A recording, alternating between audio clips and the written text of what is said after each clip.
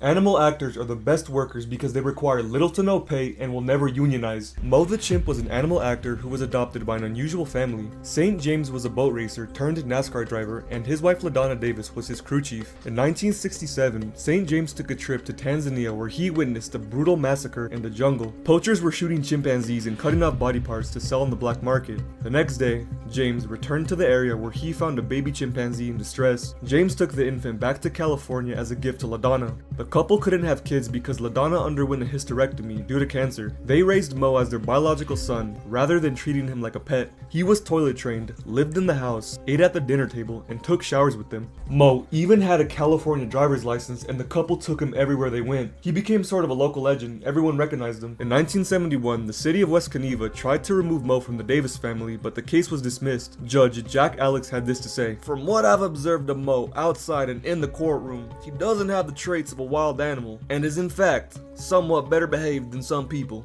It was evident that the couple had formed a strong emotional bond with the chimpanzee. Mo was the best man and flower boy at the Davis wedding. It wasn't long before Mo became a local legend and started growing as an entertainer. Mo was taken to a special animal trainer that worked within the entertainment industry. Juvenile chimpanzees are perfect actors because they're able to be trained and aren't too difficult to work with. Typically around the ages of 7 and 10, chimps become too hazardous to work with because of their incredible strength, unpredictability, and territorial behavior. That being said, Mo was a relatively successful animal actor along the West Coast. He appeared in TV commercials, local parades, and was involved in several Hollywood productions. As Mo grew older, the potential for a fatal attack grew higher. After a certain age, most chimpanzee owners send their chimps to an animal shelter because they become too dangerous to handle. By age 10, Mo made headline news after biting off a woman's finger. They almost lost custody of Mo, but the courts ruled in their favor. The judge was amused by Mo's human-like demeanor, stating that he behaved better than some people. This incident was a major red flag that the Davis is ignored because they viewed Mo as family. Afterwards, they built Mo an outside cage to give him a bird's eye view of the neighborhood. On August 16th, 1998,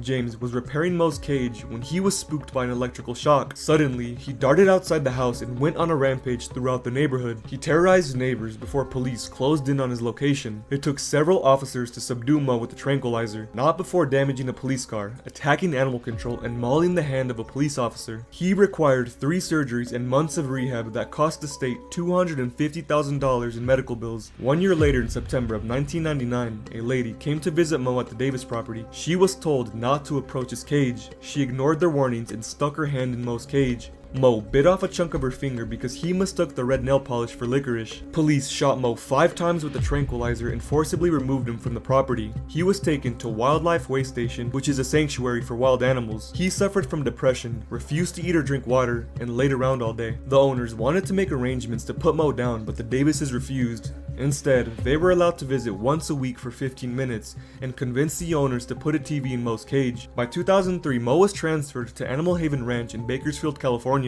Even though it was a 3-hour drive from where they lived, the sanctuary had less rules and regulations. It was a facility for retired apes that worked in Hollywood. Many of the chimps used to belong to Bob Dunn, who was most known for training Michael Jackson's chimp, Bubbles. The Davises were allowed to go inside Mo's cage for as long as they wanted, and became regular visitors at Animal Haven Ranch. They would often visit Mo, bring him treats, give him good food, and give him candy. The other chimpanzees became extremely jealous because they weren't receiving the same treatment. This would be the catalyst for a major attack. On March 3rd, 2005, the couple visited Mo for his 39th birthday. They brought a birthday cake, chocolate milk, and candy. Other chimpanzees saw Mo eating cake, which triggered them into a jealous rage. Buddy was a 16-year-old chimp that managed to escape his cage and confronted LaDonna face to face. He looked me straight in the eye, and the meanness in his eyes was just...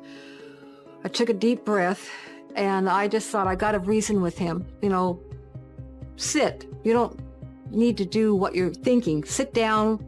You can have some cake.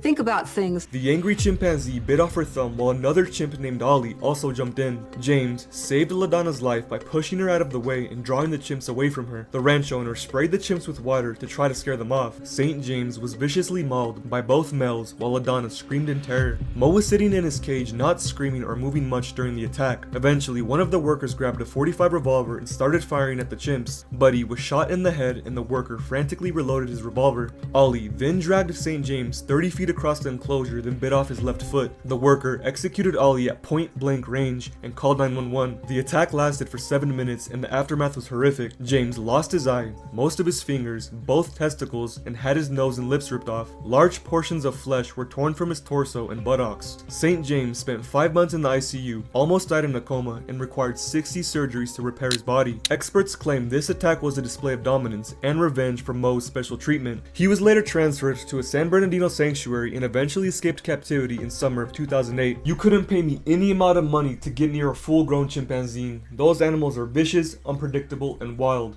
I don't see how people can own them as pets. Crazy. Tilikum the whale was the largest orca in captivity and became SeaWorld's biggest superstar. He was an intelligent killer whale that captivated audiences during his performances. Behind the glitz and glamour lies a disturbing story involving the deaths of several people. Killer whales are some of the most fascinating apex predators because of their complex social hierarchies. Male killer whales spend most of their lives in pods, which are multi-generational families descended from a single matriarch. In 1983, Tilikum was captured in Eastern Ireland at just the age of 2. He was taken from his family, then placed in a holding facility before being sold to Sealand of the Pacific in 1984. The aquarium was a string of nets in the ocean, separating various marine wildlife. Tilikum was placed in a small enclosure along with 2 other female orcas. He was regularly attacked by both females and had rakes on the side of his body. Park staff isolated Tilikum because of his injuries and he had frequent medical problems. This was the beginning of lifelong psychological torture from being in captivity. During his time at Sealand of the Pacific, Tilikum was bullied, isolated, and forced to perform. Trainers described him as an intelligent orca who was easy to work with. The orcas performed on an hourly basis and it became the aquarium's most popular attraction.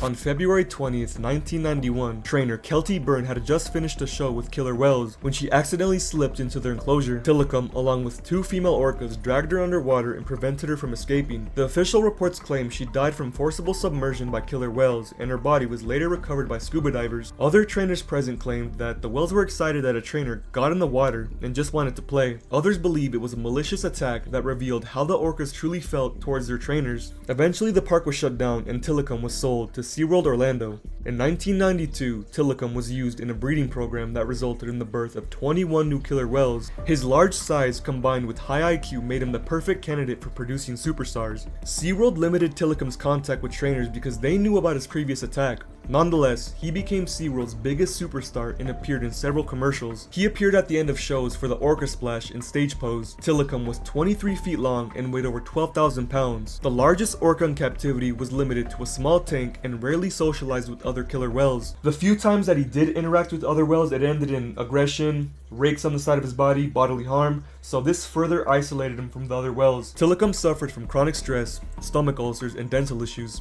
He ruined his teeth by chewing on metal gates and grinding his gums on concrete edges. His routine consisted of theatrical performances, one-on-one sessions with trainers, and semen collection. For several years, Tilikum was limited to the same routine while SeaWorld made millions of dollars off his suffering. On July 6, 1999, a man named Daniel P. Dukes stayed inside SeaWorld after hours and hid from security. The 27-year-old nature enthusiast wanted to have an up-close encounter with the killer whale. Daniel joined Tilikum in his tank for a late-night swim. The next morning, SeaWorld workers found his lifeless body in Tilikum's enclosure. The official report claims he died from hypothermia related to drowning. It was a really gruesome sight. He had his balls shoot off, he was naked, he had a bunch of abrasions and bruises all over his body. I think that he wanted to go skinny dipping with the whale and have some sort of personal experience with him.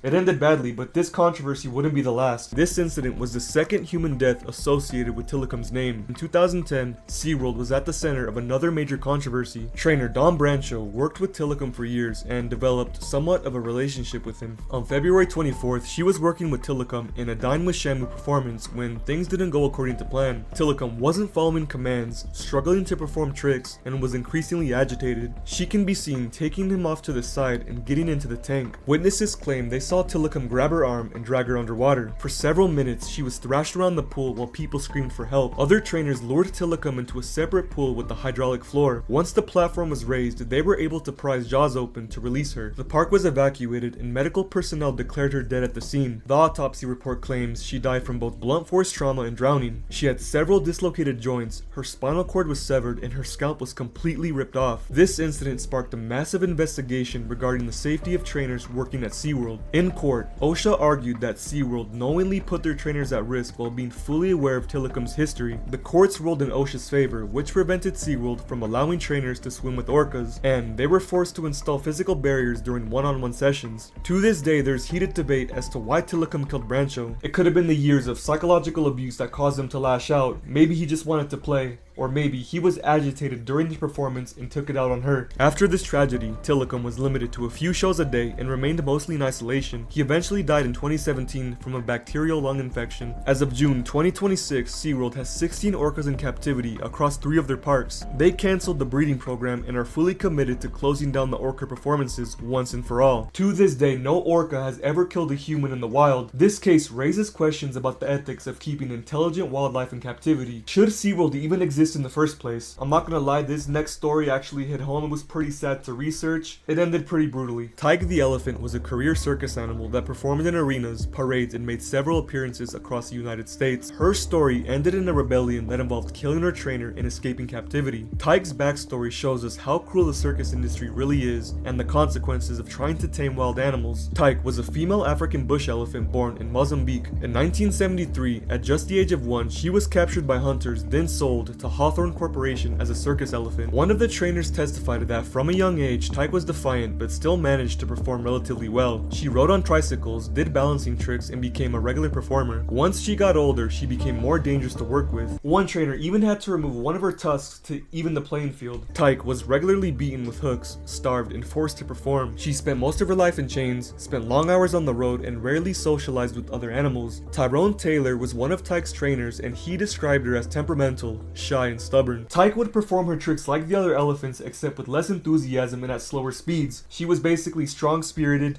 didn't like to be told what to do, and the other trainers had to be more hard and disciplined with her because she wouldn't do what they asked. They used whips, electrical shocks, and a tool called the bullhook. It was a metal baton with a sharp hook that was inserted in sensitive areas to induce fear and obedience into the elephants. He also explained that she constantly flinched as she expected to be punished every time a trainer walked by. Tyke, along with the other elephants, were chained for 22 hours a day and were only released to train. Tyke showed signs of depression and developed patterns of violent behavior as a result of her treatment. On April 21st, 1993, during a performance in Pennsylvania, Tyke attacked her trainer, then escaped by breaking through the front door. Audience members were almost trampled, and Tyke ran loose for about an hour before being lured back into the arena. Tyrone warned his supervisor that Tyke was a runner and had a history of being defiant. Not too long after, in July that same year, Tyke went on another rampage during a North Dakota State Fair. She injured one trainer and nearly trampled several onlookers. It took Tyrone 23 minutes to regain control of Tyke, and he refused to work with her after this incident. Even after these 2 rampages, the owners still wanted to keep her in line as a performer because they believed this behavior could be corrected through harsher punishments, better training, and basically more beatings. What they didn't know is that elephants are highly intelligent, have strong memories, and are capable of methodical planning. It is more than likely that Tyke held a grudge against the trainers that abused her. On August 20th, 1994, Tyke was set to perform in front of a large crowd of families and children. After spending 4 days on a boat, the elephants arrived on a dock in Honolulu with trainer Alan Campbell. He was warned not to take Tyke on the Hawaii trip, but he laughed it off and said he'll put her in line if she acts out. During the performance, Tyke had been spooked after a groomer, Dallas Beckwith, approached her from behind. Immediately, she began trampling the groomer when Alan tried stopping the attack, which turned her attention towards him. He was crushed by Tyke's massive trunk, and she resumed attacking the groomer. She was disoriented, scared, and fearing the punishment that would ensue, she decided to run out the door, nearly stomping onlookers. She made her way towards the back gate when publicist Steve Harano tried locking her inside. The gate was busted open, and Tyke began attacking Steve. Several officers opened fire, which caused the elephant to run in the opposite direction. For approximately 30 minutes, Tyke ran through the streets of Honolulu, terrorizing pedestrians. After several failed attempts to tranquilize the elephant, a SWAT unit arrived on scene to stop the rampage. Eventually, the 8,000-pound elephant died from blood loss after being shot 87 times. Alan Campbell died from his injuries, and miraculously, the groomer suffered only a broken nose. 11 audience members were injured, several people were traumatized, and animal activists were furious. Experts later claimed that the groomer was the first initial target and Alan was collateral damage because he tried to get her attention away from the groomer who was being attacked. I don't know what happened. Maybe the groomer had a history of abusing the elephant